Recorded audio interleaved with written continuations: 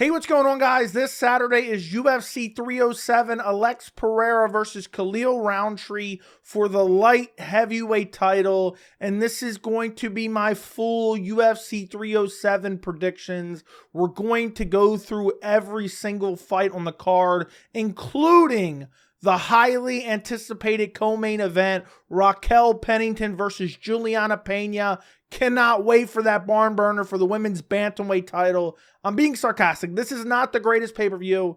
It's not the worst card overall. There's some interesting prelims, but we're going to go through every fight, starting off with the very first fight of the night, Tim Means versus Court McGee. What I see when I look at this fight is two dead bodies fighting each other. And could it go either way? Sure. Court McGee, 3-fight losing streak, got stopped badly in 2 of those. Tim Means lost 4 out of his last 5. His last wins against Andre Fialho, whose chin was just gone. Coming off a loss against Udo Schmedic, where he got brutally chinned. But he's less likely to get chinned than Court McGee. Court McGee, I believe it was against Jeremiah Wells, got clipped with a big shot and literally played dead. I'm not picking him. He's 39 years old. I would have thought he's 55. He's slow on the feet. His striking is not improving. I'm shocked that he went to a decision with Alex Morono in his last fight. He looks sluggish on the feet. He's going to try to grapple. Tim Means' grappling isn't horrible. He has been submitted. He got submitted by Alex Morono. You know, he had a split decision against Max Griffin. He got submitted by Kevin Holland. Court McGee doesn't have elite-level jiu-jitsu and submission threats. So I'm going to go Tim Means. He's 40 years old, which is crazy. But you know, it's one of those fights where, okay, we got 2 dead bodies, flip a coin, who's going to win? I think Tim Means is far dangerous on the feet, more dangerous on the feet than Court McGee. And I think Court McGee has been KO'd so many times at this point. And Means it's almost 6 months since he got KO'd by Udo Schmedic. So I'm going to pick Tim Means, the dirty bird, to get it done via KO. I think his striking will be enough. He knows he's got to stuff the takedowns. I think he's faster than Court McGee as well. So I think Court McGee is going to be trying to wrestle like he typically does when he does actually do decent in fights. And I think Tim Means will be able to avoid the wrestling, maybe get taken down, work his way back up, avoid any submission threats from Court McGee, eventually find a shot on the feet and KO Court McGee. I'm picking the Dirty Bird, 2nd round TKO. Next fight on the card, we have OSP versus Ryan Spann, aka Ryan Superman Spann. John Anik would say, Superman, lighten it up at MSG with his corny sayings. Speaking of dead bodies, OSP's a dead body. He's 41 years old, almost 42. He's lost 3 out of his last 5. The last win against Kennedy and Zetchu, I'm pretty sure I thought he lost. It's a split decision. He got a win over Mauricio Shogun Hua, who was a dead corpse. Split decision there as well. He's 41 years old. He hasn't evolved in the whole time I've been watching the sport. I've been watching the sport since 2010. I think it was, 2011, 2012 that Strikeforce was absolved into the UFC, and St. Preux hasn't improved since. He's kind of like a guy who just hangs out on the back foot looking for a KO, has somewhat wrestling but doesn't really mix it in. Meanwhile, Ryan Spann is a massive light heavyweight with brutal KO power. He's lost his last 3, got finished in 2 of them, but Bogdan Guskov's not a horrible loss. You know, Anthony Smith split decision. He looked horrible in that fight, gassed out. And then he lost to Nikita Krylov, who's a really good fighter. He's 33 years old. He's 8 years younger than OSP. 2 years... Or not 2 years. I was going to say 2 years. I was going to say 2 inches taller than OSP. Look, neither one of them has great cardio. My guess, if I had to guess, I think Ryan Spann KOs him in the first round. I think OSP is just showing up for a paycheck. He's on the, verge of probably retiring. This is going to be his retirement fight. He's kind of like a light heavyweight version of Andrei Arlovski, but he wasn't previously a champion. And I think Ryan Spann still has some skills. You know, I say that a little bit lightly. But yeah, Ryan Spann comes out, faster guy, stronger guy, more physically imposing. St. Preux hangs out on the back foot. Ryan Spann lands a nasty shot, hurts St. Preux, and then puts him away with a follow-up shot. I'm picking Ryan Spann's first round. I'm going to say KO. I'm going to say he flatlines him. Next fight on the card, we have Carla Esparza versus Tecia Pennington 2. They fought way back when, I believe on the Ultimate Fighter. Carla Esparza won. Look, this fight could go either way. I flip back and forth. Really, it's can Tecia Pennington keep it on the feet? That's really what this fight comes down to. And I think she can, because she is very athletic. She's hard to get down. She's strong in the clinch. But it's a matter of, positional control. And you don't know what the judges are going to score, but Pennington's not doing a whole lot of damage. I thought she won her last fight against Tabitha Ricci. It was a split decision loss, but the reason she lost is because she was being controlled up against the fence. She's not going to go out there and KO her. And she lost against Mackenzie Dern as well. Similar situation where there was control time. Carla Esparza has some of the best wrestling in the division. And while Carla Esparza is 36 years old, almost 37, she's coming off a dominating loss against Weili Zhang. She's been out for 2 years. I want to pick Tecia Pennington badly, but I'm just not. I'm going to pick Carla Esparza. I'm going to say she gets it done via decision. It's just going to be a matter of a couple takedowns, a little bit of ground and pound. On the feet, Pennington's not doing much damage, but I could see Esparza coming out. I think this is going to be a retirement fight. Just being completely washed up, looking horrible, ring rust, and just losing. But it's not like Pennington does crazy damage on the feet. So I'm going to go Carla Esparza via decision. Next fight on the card, we have Alexander Hernandez versus Austin Hubbard.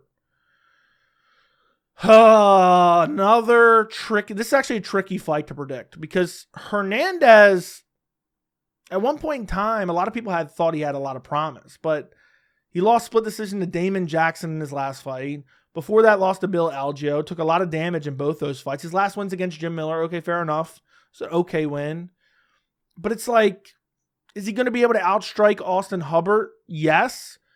But what about his cardio? His cardio has kind of failed him in recent fights. And you look at some of the other losses. Got KO'd by Billy Q. Got submitted by Renato Moicano. That isn't too bad. That was considering that was 3 years ago. Austin Hubbard's coming off a win over Mikkel Figlak. But Hubbard just kind of mixes in his grappling. His striking isn't great. He does have better cardio. You know what? I was going to pick Hernandez. He's let me down one too many times. I'm going to switch to Austin Hubbard. I'm going to pick Austin Hubbard via decision. And I think what I'm going to go with is he's a gritty fighter who has the takedown that he can mix in. And Hernandez has good takedown defense. He's shown it in the past.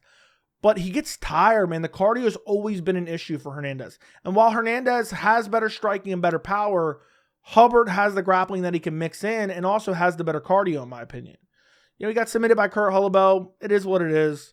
It's a toss-up fight. I'm gonna switch my pick. Whenever I switch it last second, I'm usually wrong, but I'm going to switch to Austin Hubbard. Alexander Hernandez has let me down far too many times.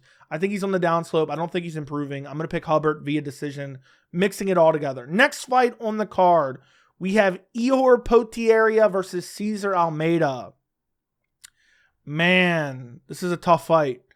César Almeida, really good kickboxer, had a couple kickboxing matches with Alex Pereira back in the day. But that's so long ago. I think it was like 2013, 2014, maybe even earlier. And the hole in his game is his grappling. He lost to Roman Khabibulov in his last fight, but it was a close fight. Potieria coming off a loss against Michel Pereira where he got brutalized in the first round, subbed. Beat Robert, I forgot how to pronounce his last name. I think it's Brichek. I think it might be pronounced a little bit different than that. Got a win there. Didn't look particularly great. Lost to Rodolfo Bellato. Lost to Carlos Ulberg. I'm not super confident in César Almeida because I do believe there's massive holes in his grappling and Potieria could expose that badly.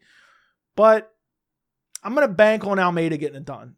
He's a really solid kickboxer. His striking is leaps and bounds better than Ihor Potieria's. And I think he probably finds a KO. Potieria is going to be looking to grapple early and often. That's what he's going to do. He even had, the loss to Bellato. He was winning that fight, almost got a finish, gassed out, and got finished himself. So, he's definitely going to be trying to mix in the grappling.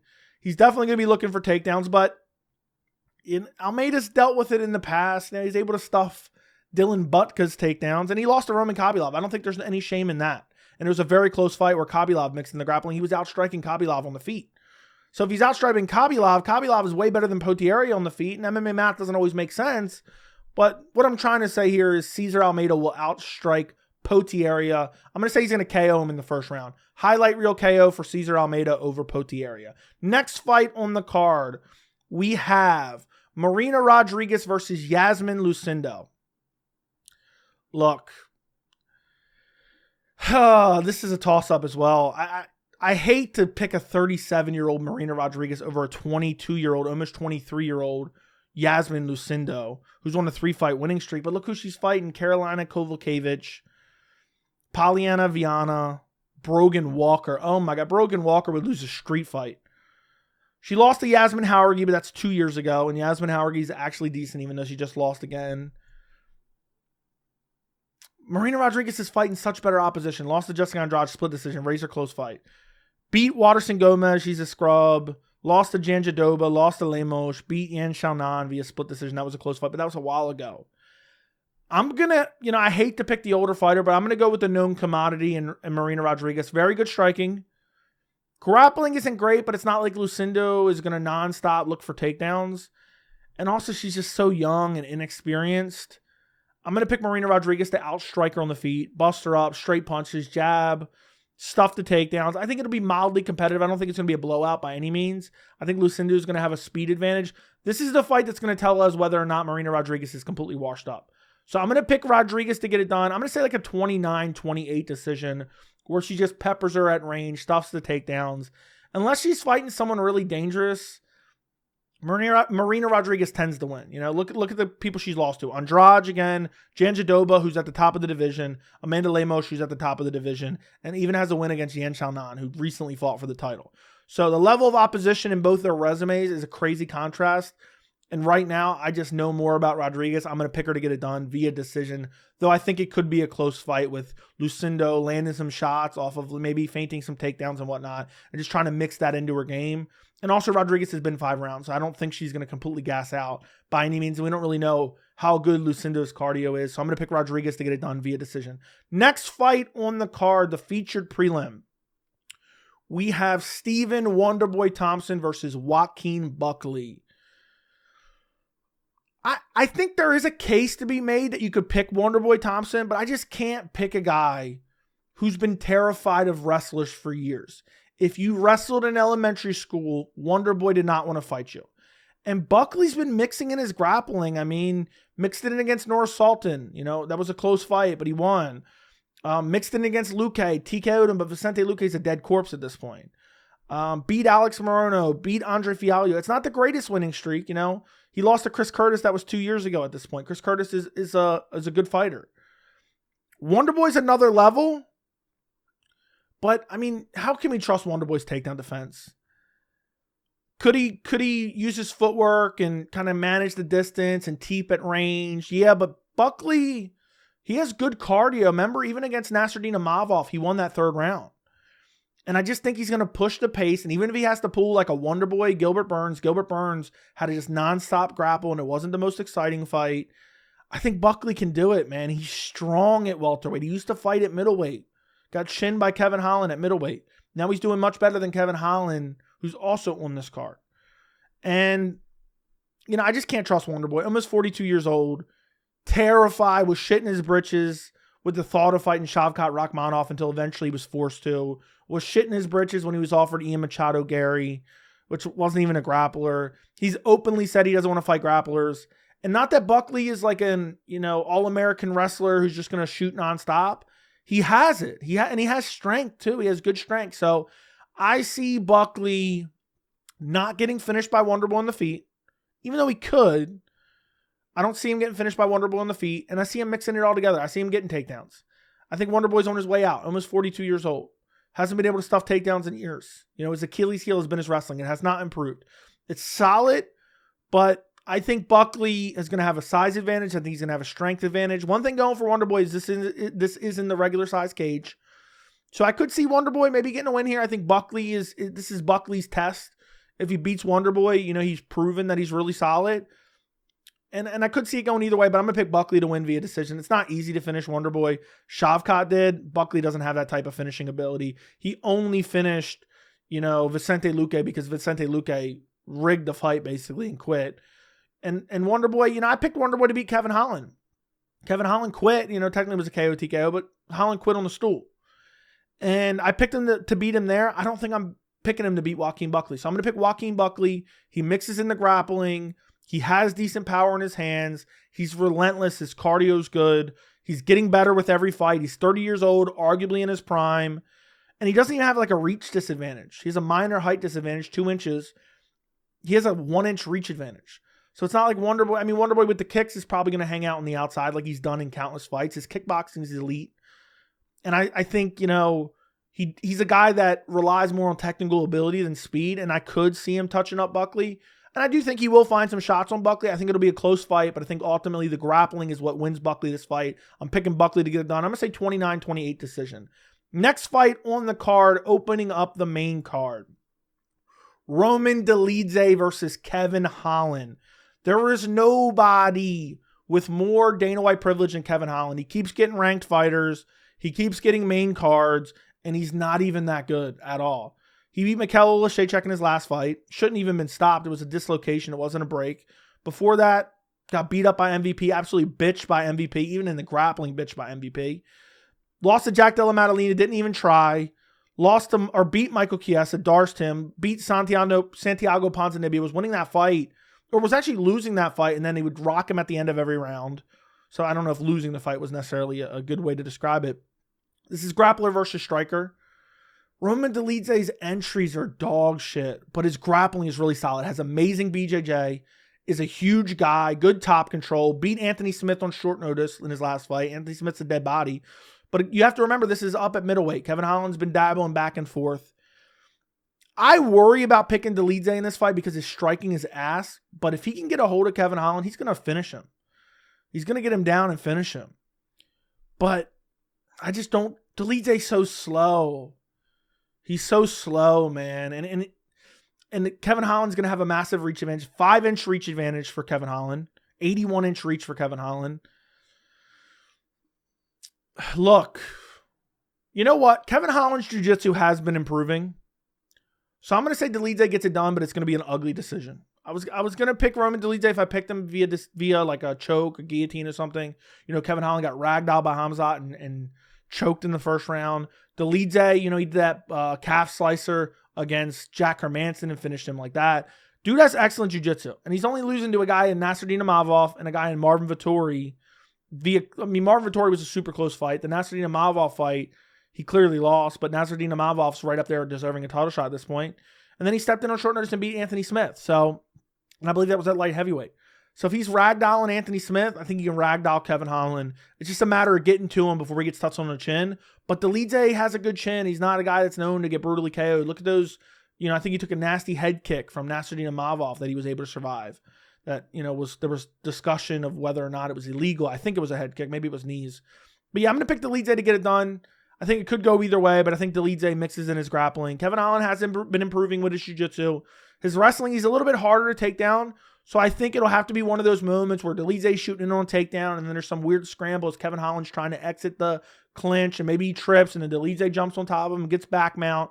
Maybe he's on a knee up against the fence and Dolidze just works from there. But I'm going to pick Dolidze to win via decision. I could see him getting a submission over Kevin Holland. But yeah, I'm going to go Dolidze via decision. Next fight on the card. We have Kayla Harrison versus Ketlen Vieira.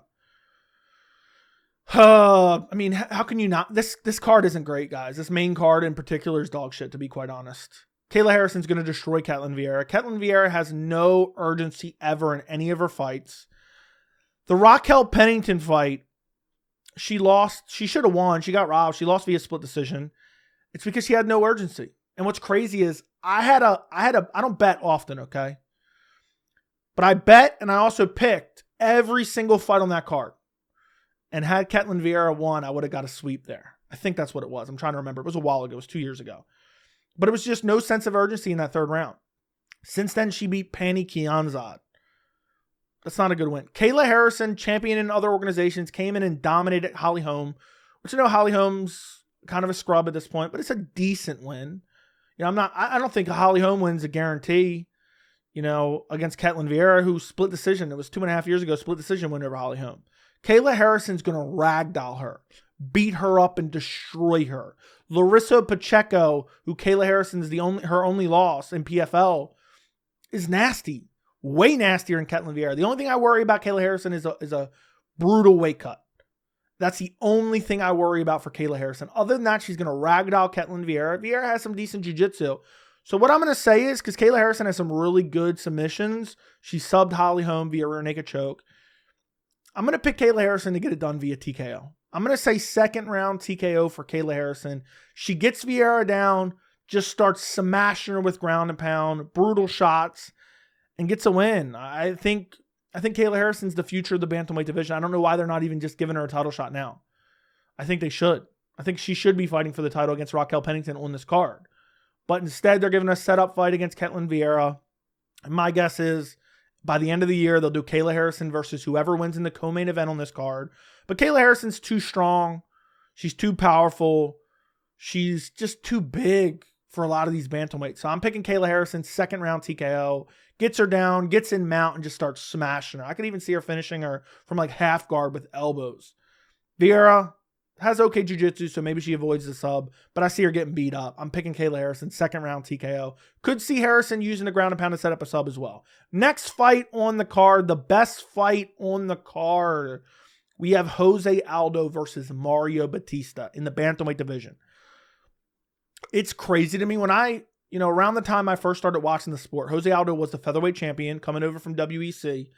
And there was talks for a while about him going up to lightweight. And the fact that he's 38 years old at bantamweight having success is crazy, especially after a couple of years off. Because he lost to Merab, who's now the bantamweight champion. He lost to him 2 years ago, took a while off, over a year and a half off, came back and beat Jonathan Martinez. And now he's fighting Mario Bautista. Jose Aldo, nasty striker, unbelievable takedown defense. Did better against Merab than Sean O'Malley did. I mean, was stuffing every takedown. Merab just won in the clinch. And Aldo's one big hole in his game for his entire career has been his cardio. It doesn't matter in this fight. It's a 3-round fight. But you have Mario Bautista. I'm a big believer in Mario Bautista. He's great everywhere, and he's much younger. But I thought that win against Ricky Simón was really good, and then I seen Ricky Simón versus Vinicius Oliveira. Looked like shit. I don't even know if Ricky Simón's good anymore. Now, he beat Damon Blackshear, who's another good kind of unranked guy. But I'm wondering, does Mario Bautista get it done against Jose Aldo, who looked unbelievable against Jonathan Martinez, was smashing his legs, was stuffing the takedowns, was checking leg kicks. He looked better than ever. And I love Jose Aldo. He's one of my favorite fighters of all time. But we have this new UFC in-house drug testing, which basically is kind of, it's the Wild Wild West with PEDs in the UFC. And I'm not saying Aldo is, but at 38 years old, he looks incredible. And I feel like the majority of people are going to pick Jose Aldo. And maybe I should. But part of me sometimes, I feel like I trick myself into not picking Jose Aldo because I'm biased. If there's one, people say, Joey, you're biased for this guy, biased for that guy. If there's one guy that I actually do have an emotional attachment to, it's Jose Aldo. Been around basically since I've been watching the UFC and the sport in general. I'll never forget that fight with Mark Hominick. I'll never forget the Chad Mendes second fight was incredible. And he's just a guy that I want to pick, but at the same time, I like Mario Bautista in terms of his skill set and his constant ability to improve. He's hard to take down. He has good hands. He has good combinations. He has good pressure. He has good power. He hasn't fought the best opposition, though. That's the one thing. Ricky Simón, Damon Blackshear are decent wins. Guido Canetti doesn't mean anything. Benito Lopez doesn't really mean much. Brian Keller doesn't mean anything. Meanwhile, you have Aldo, Jonathan Martinez, lost to Merab, beat Rob Font, beat Pedro Munoz, beat Marlon Vera, has beat half the top 15. And sat out for a year and a half after losing to Merab, who's the champion now. So this is a tough pick. And I've gone back and forth on this pick. But I feel like if I pick Aldo, I'm going to regret it. And I've been on Mario Bautista for a while now, so I'm going to pick Mario Bautista. I think it's going to be a razor close fight. I think it's going to be the fight of the night. I think it's going to be back and forth. Aldo with those nasty rips to the body. Excellent fighter. Excellent takedown defense. Bautista, I could see him mixing in the grappling, but not having a lot of success with it. I think it's going to be a back and forth on the feet. I'm picking Mario Bautista to get it done.